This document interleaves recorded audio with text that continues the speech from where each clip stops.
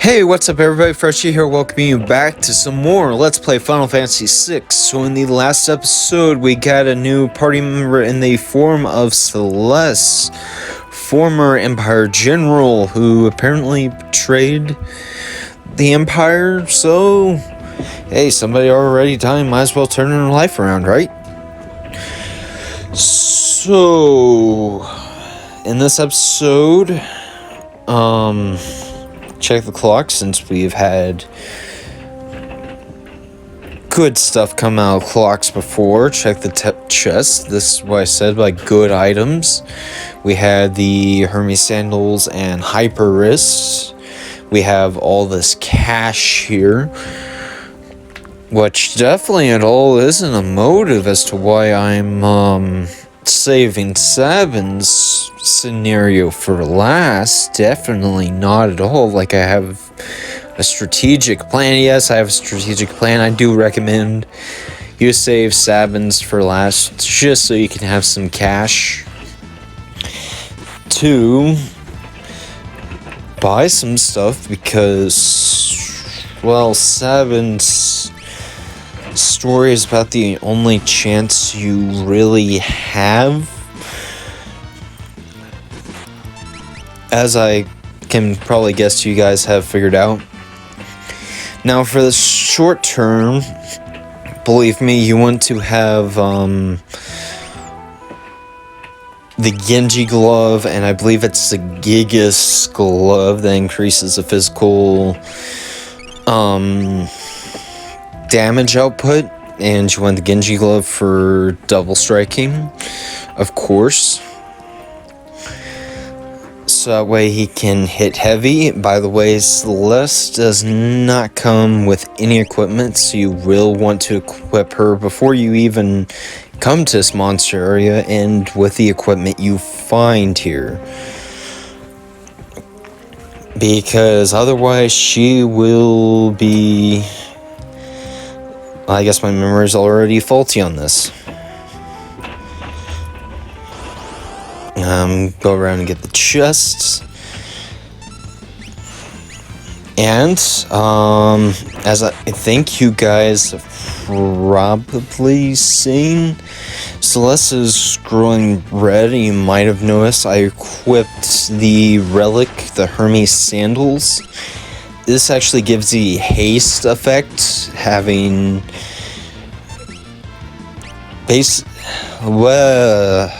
apparently my mind doesn't want to work. It increases your speed. Obviously, haste, quicker movements. You will want this on Celes for actually quite a bit of time, in all honesty. Snag these chests here, and you'll actually see why you want Celes to have faster turn speed. Is basically what the haste gives you. As you can see, like, if you watch, her bar goes up a bit faster than Locke's.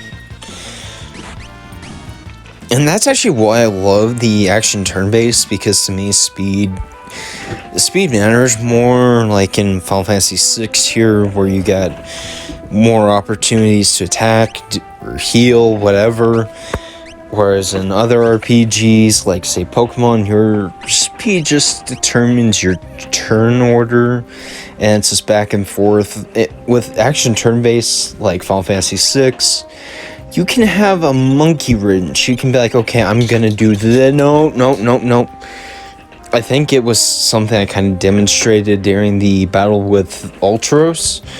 Like, I had a plan of what I wanted to do going into the fight, and then I briefly had to put that plan on hold because things went south, and that's because it's an action turn-based, and it required me to do something in the moment, which is why I love the action turn-based.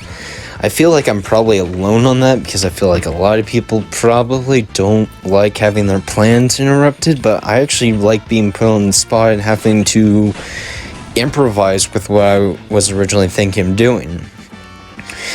Also here, if you notice like the enemies are hitting kind of hard, and this is where I say like don't run, just fight any battles you end up in. Like I wouldn't recommend grinding here because you will waste a lot of items, because the damage output here I think is higher, like one of the highest damage outputs we're gonna have for a while. By the way, X Potion, that fully restores HP.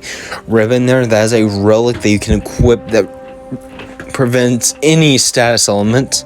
Actually, I think I forgot something down here, which you really want to come down here because yet again, more good equipment. Now this stuff we couldn't have gotten because we wanted to have the clock key. High ether there.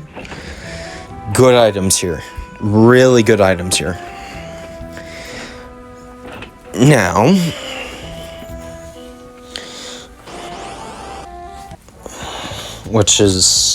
this actually doesn't really matter so much on the items front, but on the front of having the cash, that's nice to have for Sabins. I think I started to say, I actually might have said it, so I'm sorry if I'm repeating. But, like, lock scenario here, we only have the opportunity to buy equipment that we could have already bought. And during Terra's portion, we had no opportunities to buy stuff. So as you can imagine, during lock or 7 scenario, we're going to be coming across some better shops. Here we have an air ring. If you equip 2 of them as a relic, it will boost your magic power. Which, I mean, I guess it's fine for the earlier game, like say Terra, because like I said, you want the Hermes sandals on Celeste for quite a while, and when you have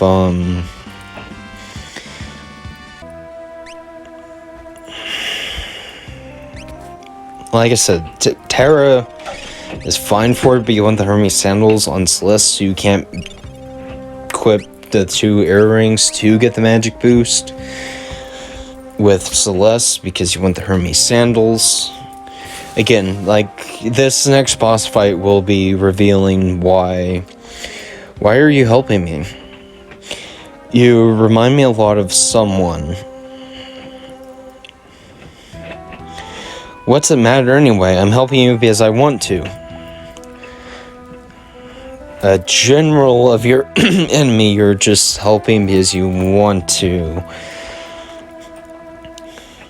See, this is another reason why another reason of many that I like Final Fantasy VI is it doesn't give you all the story characters like at once.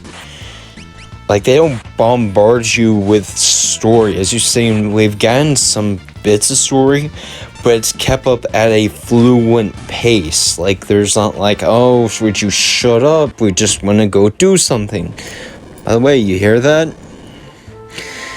That used to scare me as a kid. Like, let me tell you what, my nerves went at that sound you hear. And not that there's anything scary, it's just that noise when I was a kid. Okay, are you kidding me, Poison?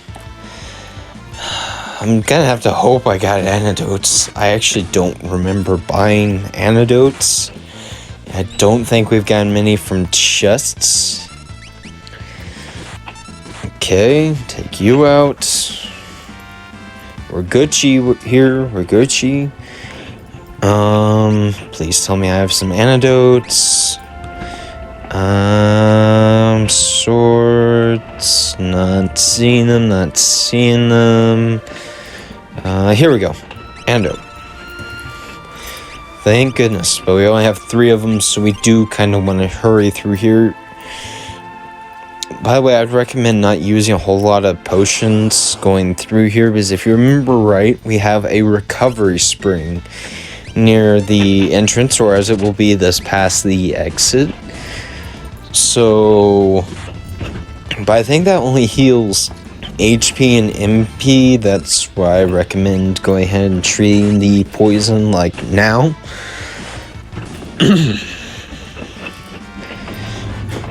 Just so it doesn't wear down. I don't think it is actually healed at the recovery spring. So, also about the items I said would mature into better items. I think they might be matured into slightly better items. What's that noise? My question exactly, Locke. I think they're slightly better items, but they're not like these super items you can get later. And what is that? Something's coming out of the wall. Yes, the next boss fight you have a strong chance of losing. Tunnel armor. If it hits us with magic, they'll be scrubbing 2 big scorch marks off the wall. So what are we supposed to do? Don't worry, I can draw the magic with my runic blade, and you'll be okay. Just watch. So, tunnel armor, level 16, HP only 1300, MP 900, and you want to have Celeste use runic here. Also, you can steal a bioblaster if you get lucky, as well as an air knife. I'm not gonna worry about stealing. You want to keep runic going to draw in its magic attacks, and if you need to heal during this fight, you want to use potions, because the runic will draw cure as well if you try using it. It's not just healing, and that's already done. And that's why you give Locke the Geas glove and the Genji glove, because he can just tear through it and you only have to worry about having Celeste use runic. Whew, looks like we're finally in the clear. Oh, sorry about that. So that is Locke's scenario. Choose a scenario, Kupo.